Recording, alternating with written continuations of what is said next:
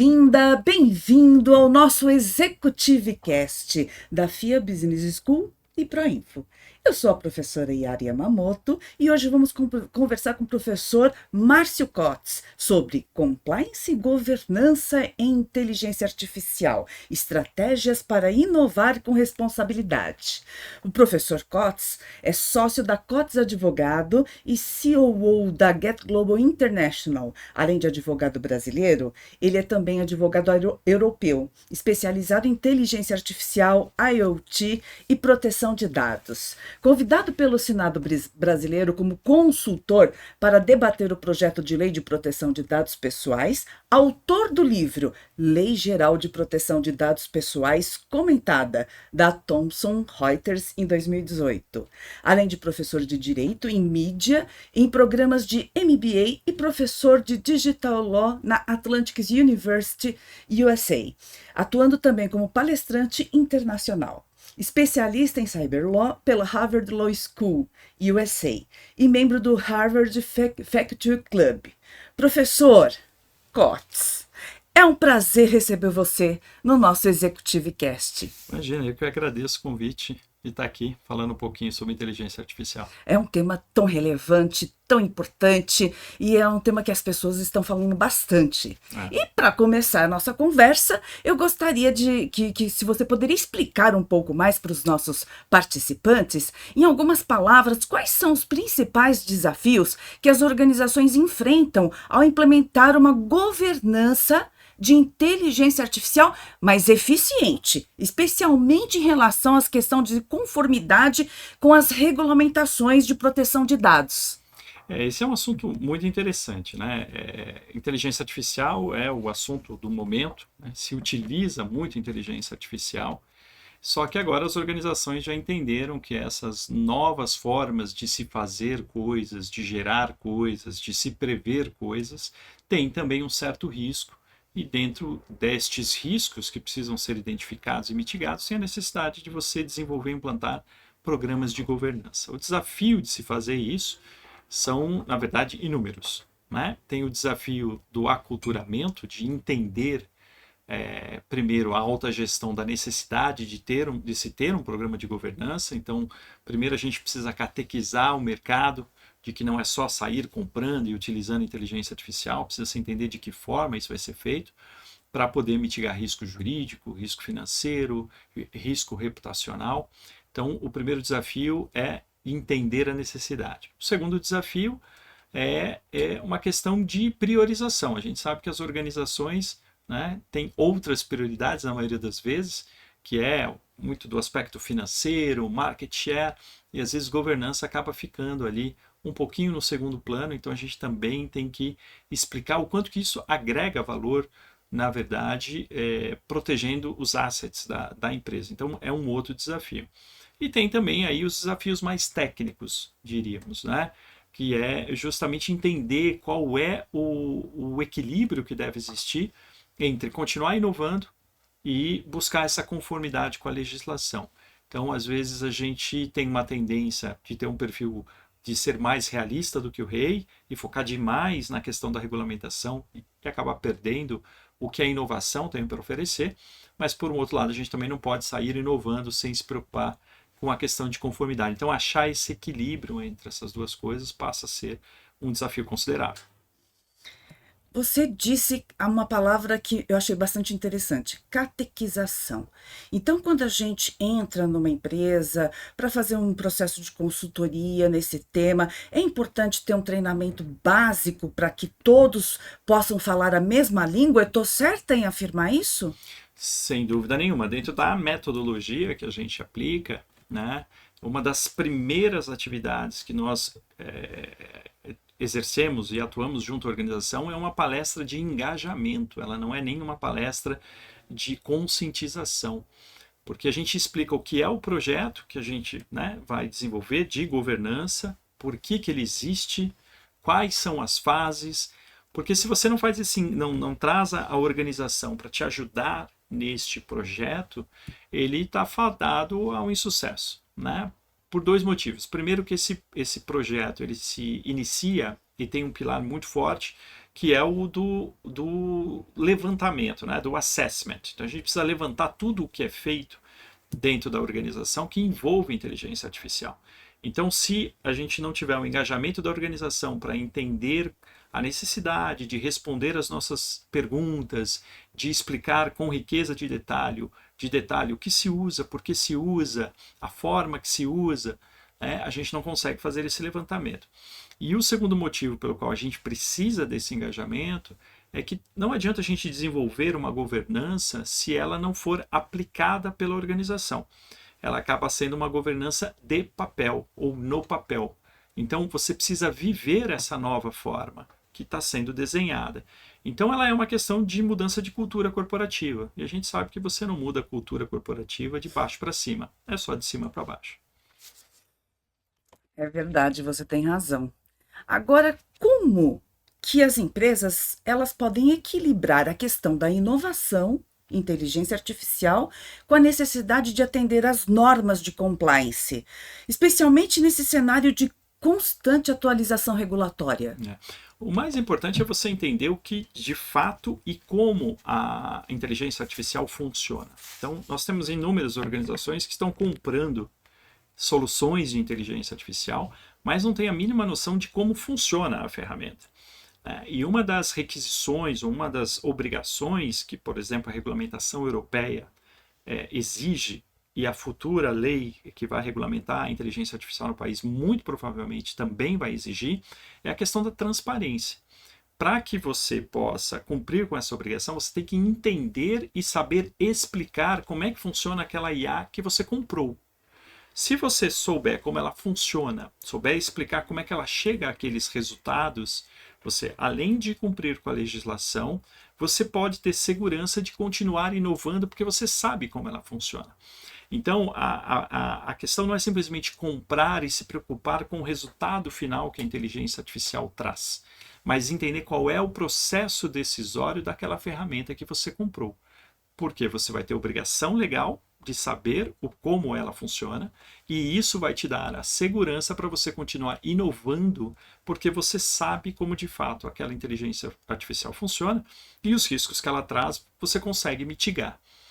Então, a governança ela vai além de simplesmente adquirir e utilizar a inteligência artificial. Você tem que entender como é que ela funciona, ter transparência e com isso saber o que dá para fazer e o que não dá para fazer com a inteligência artificial.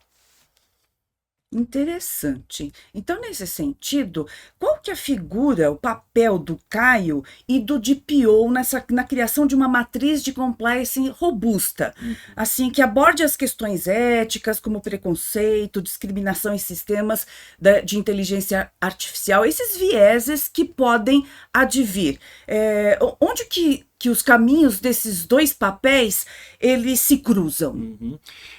Na verdade, a função, né, do gestor de governança de privacidade de dados e o do DPO, eles se encontram ou se até misturam em várias situações, né?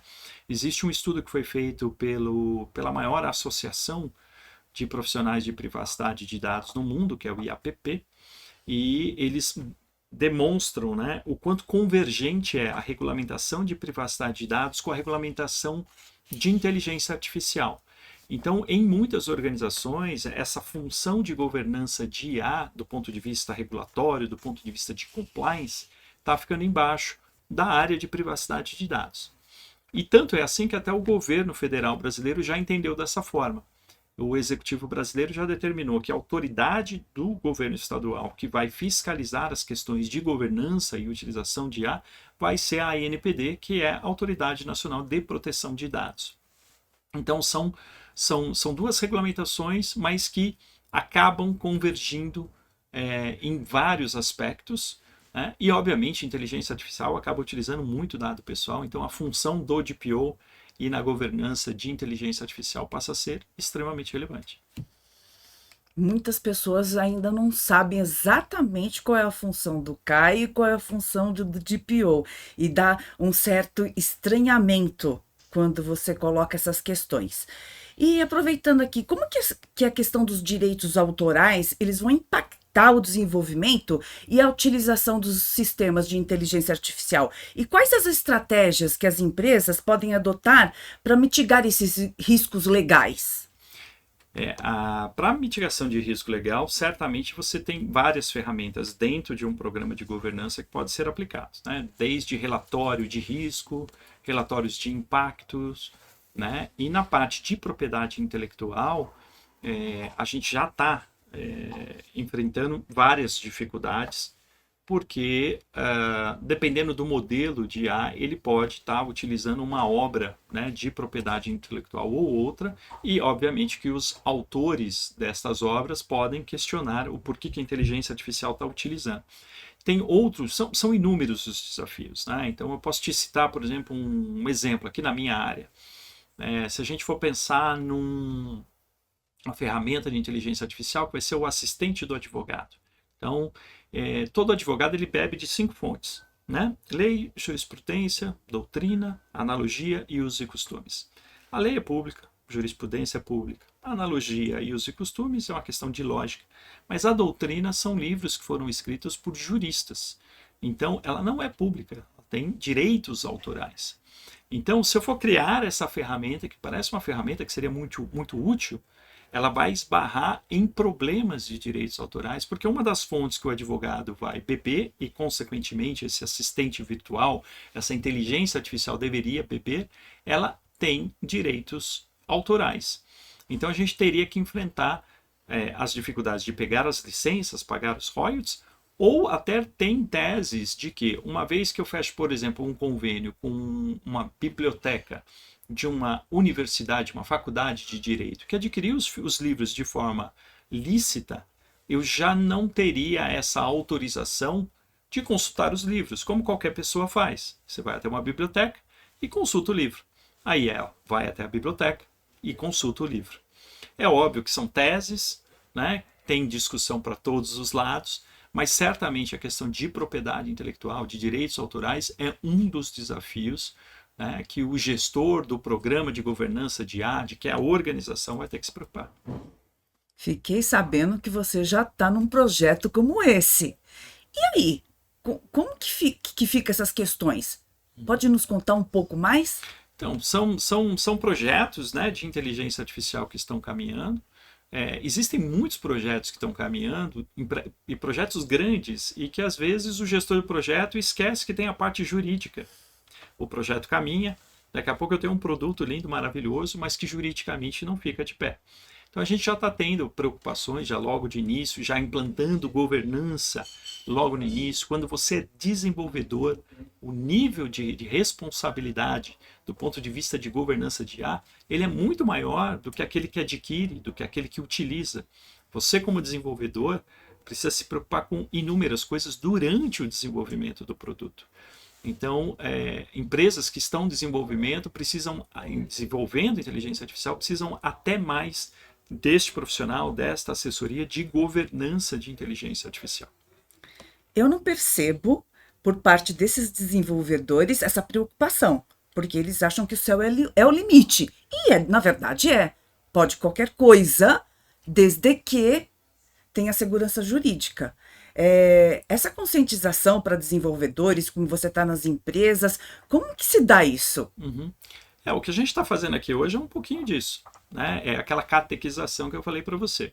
É trazer a mensagem de que hoje vivemos esse mundo de inteligência artificial, né? É o buzz do momento, é o que se fala, mas precisa ter estas preocupações porque os limites existem, né? E são limites jurídicos. Eles podem até não ter limite técnico, né? A viabilidade técnica existe, mas o que traz limites dentro de uma sociedade são as normas jurídicas.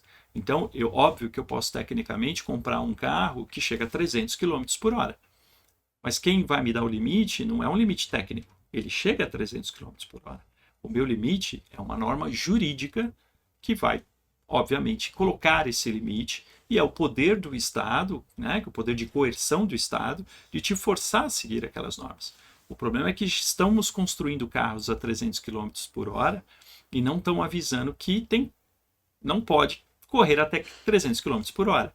Então, quando você cria governança, você estabelece o como você vai dirigir esse carro e que você não vai chegar acima de 120 km por hora, que é o limite permitido, e se o fizer, só dentro de certas situações e seguindo certos protocolos. Então, os desenvolvedores que estão desenvolvendo esses carros que chegam a 300 km por hora precisam entender, quando vender o carro, de que tem certas coisas, certos itens de segurança que precisam estar dentro, embutidos nesse carro que chega a 300 km por hora. Porque se você não colocar estes disclaimers, estas funcionalidades, ele é um carro que não vai poder ser comercializado. Inclusive, a lei prevê que tem certas inteligências artificiais que não vão poder ser comercializadas e não vão poder ser utilizadas por causa do grau de risco que ela traz. Então, a lei prevê, você pode desenvolver, você só não vai utilizar, você não vai poder vender. Gostei muito dessa sua analogia. Tenho certeza que os nossos espectadores também, porque ficou fácil de entender e fácil também da gente conscientizar que o céu é um limite, mas a gente precisa saber até onde isso pode ir. Você falou no começo da nossa conversa sobre a questão da transparência.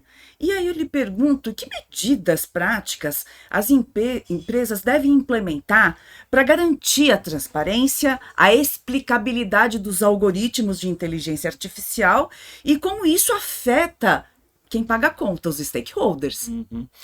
A sua pergunta ela é muito pertinente porque ela tem a ver com a regulamentação. A regulamentação ela exige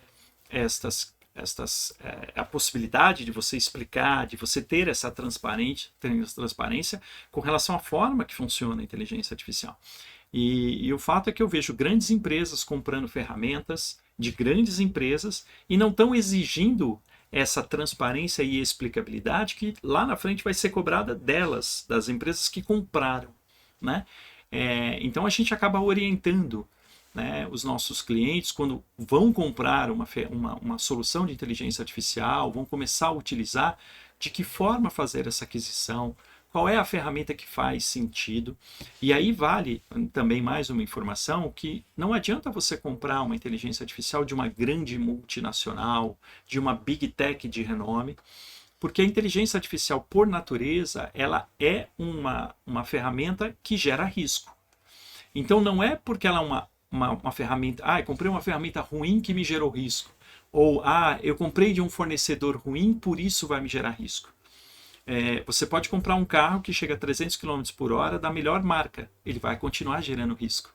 Porque ele gera risco por natureza. Não é porque o fornecedor é ruim.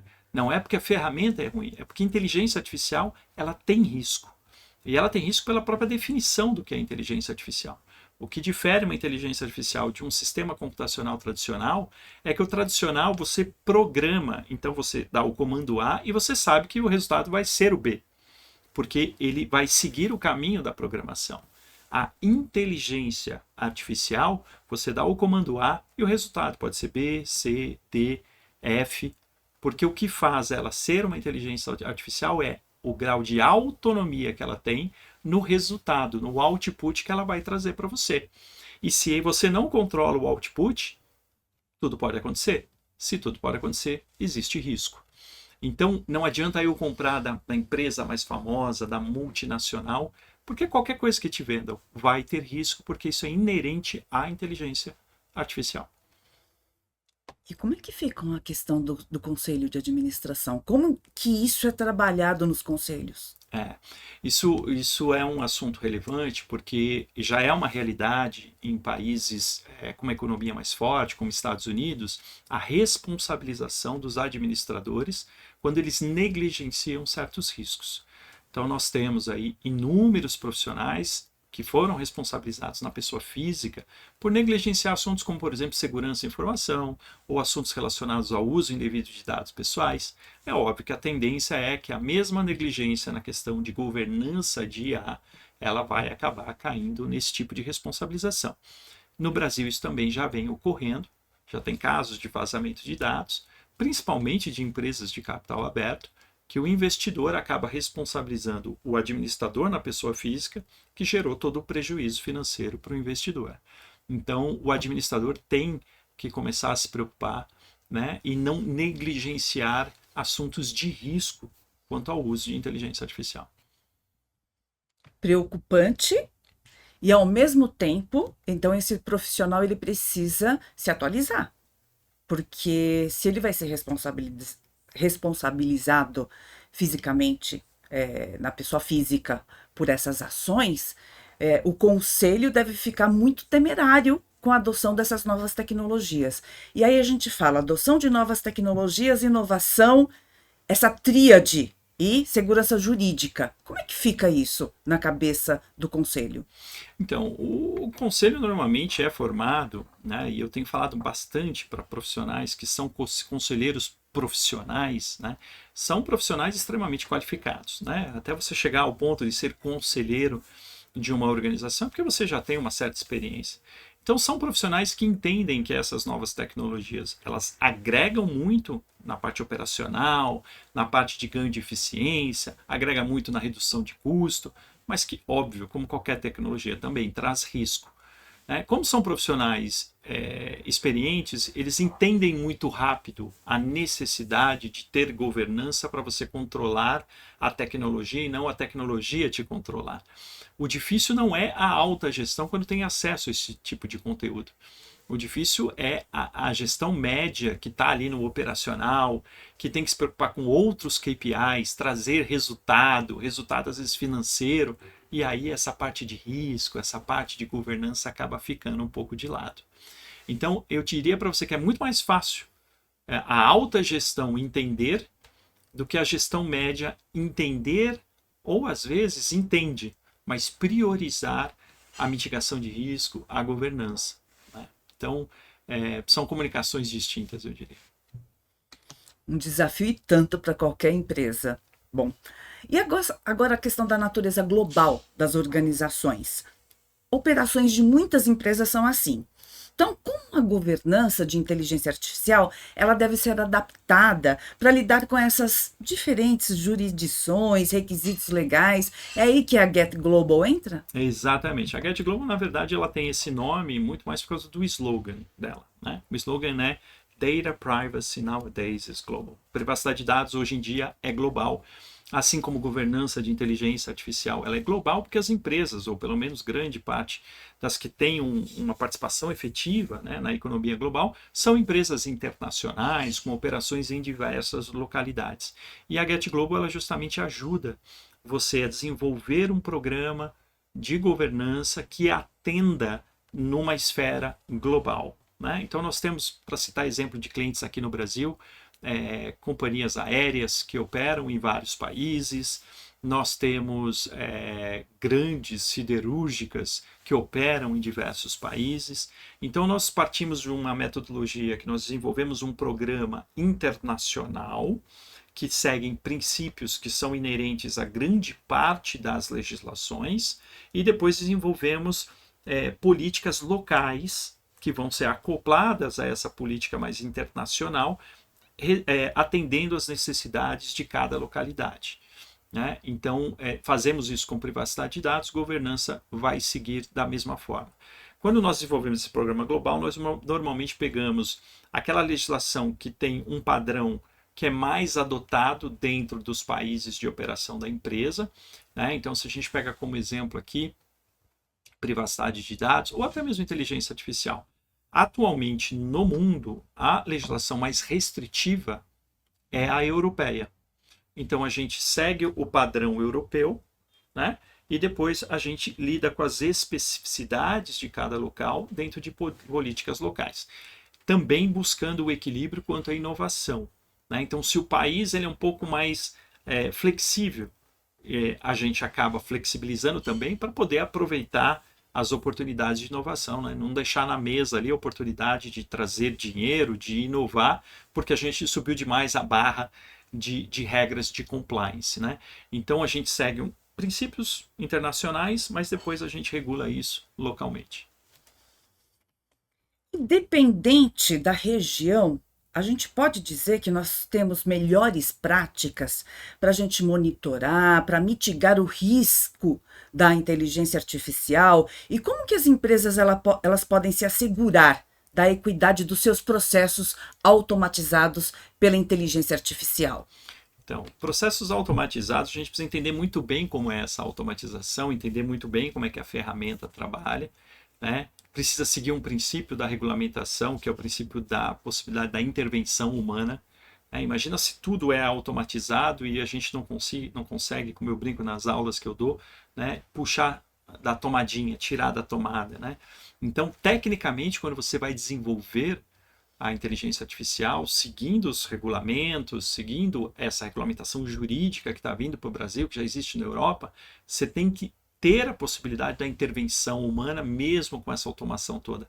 Por isso que é interessante que quando você vai desenvolver, você tem que entender quais são esses requisitos legais, como este que eu estou citando da intervenção humana, porque senão você vai desenvolver algo que depois não vai passar ali na análise de procurement ou na análise de riscos jurídicos. Se você for comprar, a mesma coisa. Tem perguntas que você tem que fazer para o seu fornecedor. Né? Eu consigo ter intervenção humana? Eu consigo... Por quê? Porque não adianta eu comprar uma ferramenta de um desenvolvedor que desenvolveu a melhor ferramenta para mim e que ela não está adequada à regulamentação. Logo ali na frente eu vou ter que trocar, porque ela não atende à lei. Né? E isso é algo muito complicado para grandes organizações. E daqui a pouco eu estou dependente disso, daqui a pouco a minha operação depende daquela ferramenta. Então, por isso que a gente está aqui de novo, tentando catequizar. É importante quando você for adquirir, quando você for desenvolver, ou quando você for utilizar, saber o que você pode fazer, o que você não pode fazer dentro daquilo que o sistema legal e também o uso ético permite e não permite. Né? Aproveitando essa sua deixa, aí eu falo, puxa vida, então nós temos que ter, dentro das nossas organizações, uma colaboração muito estreita entre o departamento de TI, o jurídico, compliance. Como que para poder ter essa governança eficaz, quais são as principais barreiras dessa colaboração na sua perspectiva, na sua experiência, tudo que você vê? Quando você cria um programa de governança de IA, né, você vai ter as políticas. E as políticas elas passam por criar também alguns comitês que vão ajudar nessa discussão. Então, criar um comitê de IA, hoje grandes empresas estão criando os comitês de IA, mas o foco é sempre que inteligência artificial a gente vai comprar, aonde vai utilizar. Ela está muito mais focada em negócio. Mas você precisa também ter um comitê de governança de IA, que está relacionado mais a essas questões de compliance, questão de risco. Então, nesse comitê, às vezes no comitê de negócio, está mais a área de inovação, a área de tecnologia, né? A área de novos negócios. Só que no outro comitê de governança de tem que estar o compliance, tem que estar o jurídico, tem que estar a área de segurança de informação, tem que estar a privacidade de dados. TI vai ter que estar nos dois, não tem como. Por quê? Porque cada um tem um olhar distinto. Então, nós criamos um comitê de governança e temos uma área de governança de IA, que vai estar submetida também a esse conselho de governança. Cada um com uma funcionalidade ou um propósito distinto, né? Mas que é multidisciplinar. Então, quem vai reger como é que esse comitê trabalha, quais são as funções, é a política que vai ser desenvolvida, que faz parte de um programa maior de governança. No mínimo, um programa de governança precisa ter 3 políticas. Política de uso de IA, política de aquisição de IA, de compra, e política de desenvolvimento de IA. E aí, para isso, você vai ter que ter um sistema organizacional para fazer essa roda toda girar. Eu percebo também isso nas empresas, que elas têm os comitês de IA para sanar as suas dores. Nossa, essa ferramenta aqui é ótima, vai nos ajudar.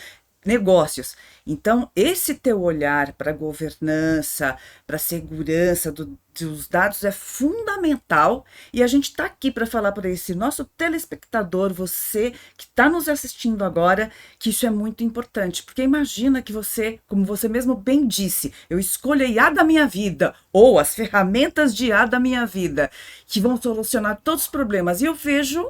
Esqueço dessa parte de segurança, esqueço de perguntar para o outro grupo se isso pode ou não, realmente vai acarretar, ao invés de produtividade, vai ser o contrário, prejuízo para as organizações. Certamente, a gente já está, né, dentro dos projetos que estamos participando, verificando algumas ferramentas que já vão trazer um certo grau de risco que a própria organização não quer assumir, mas que até então não estava vendo.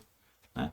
E eu acho que amador assume risco sem saber, sai fazendo. Profissional identifica o risco, toma ação, mitiga risco e assume o risco se aquilo valer a pena diante do tipo de benefício que se tem. Então, é importante você considerar na conversa, nessas inúmeras conversas que tem com relação à inteligência artificial, o risco que ela traz, né? E a necessidade de estabelecer programa de governança.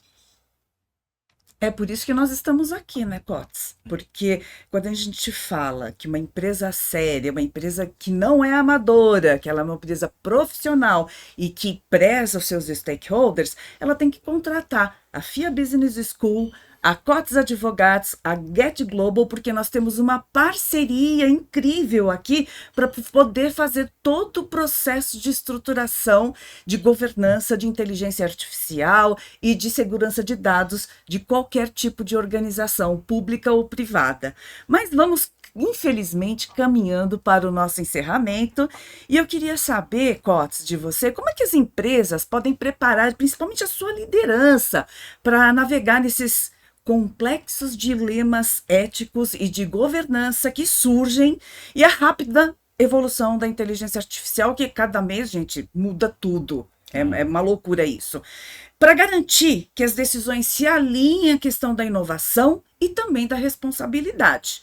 Qual seria a sua principal mensagem que você pode deixar para todos os participantes que nos assistem agora? Eu acho que são três coisas, aqui são três sugestões, né? A primeira é buscar informação, né? Aqui já estamos começando, né, a tratar do assunto, mas entender melhor como é que funciona um programa de governança, o que de fato isso pode agregar para a informação, para a organização, melhorar a parte de governança corporativa, até melhorar a imagem da organização perante o mercado. Então, buscar informação, acho que este é um ponto fundamental para se entender o que deveria ser feito. Segundo ponto é desenvolver um programa de governança, né? E aí, do ponto de vista de projeto mesmo, começo, meio e fim, agora temos um programa de governança de IA. Mas isso não basta. Tem a última parte, que é você tocar um programa de governança de inteligência artificial. Não adianta a gente construir um programa de governança e você não fazer a manutenção.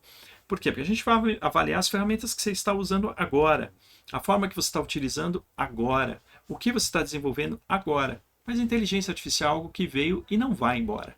Então, depois que a gente terminou o projeto, no ano que vem você vai ter acesso a uma nova tecnologia, você vai ter uma nova forma de utilizar, você vai querer desenvolver coisas novas. Se você não seguir o que está no programa, tudo aquilo que foi feito é como se fosse um organismo vivo, ele vai morrer. Então, também saber que não é um projeto, na melhor acepção e concepção da definição de MIT, de PMI, começo, meio e fim, né? Ele passa a ser processo. Então, você também precisa de profissionais que vão tocar esses processos internos de governança depois que o programa foi criado. Então, o recado final vai precisar ter um custo lá, porque isso acaba sendo processo, isso acaba sendo back-office, acaba sendo parte do dia a dia da organização. Bom, ainda bem que tem jeito, porque se a gente pensasse, puxa vida, como é que eu vou fazer? Mas não, tem aqui a FIA Business School, Proinfo, Cotes Advogados, a Get Global International para ajudar a vocês a implementarem tudo isso que o professor Cotes falou brilhantemente aqui conosco. Professor Cotes, muito obrigada. Imagina, pela sua participação, pela sua parceria de sempre. Nós vamos tocar o seu projeto de vocês juntos e agradeço a toda a audiência, agradeço a todo mundo que olhou para esse tema e falou, puxa vida, isso é importante para a minha organização, isso é importante para a subsistência da minha organização. Muito obrigada a todos.